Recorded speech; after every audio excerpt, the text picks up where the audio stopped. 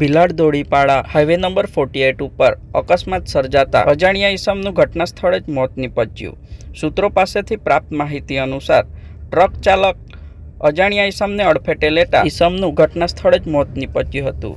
ઘટનાની જાણ ભીલાડ પોલીસને થતાં ઘટના સ્થળે ભીલાડ પોલીસ દોડી આવી હતી। ડેડ બોડી ઉપર કબજો મેળવી લાશને ભીલાડ સરકારી હોસ્પિટલ ખાતે ખસેડવામાં આવી। ભીલાડ પોલીસ વધુ તપાસ હાથ ધરી।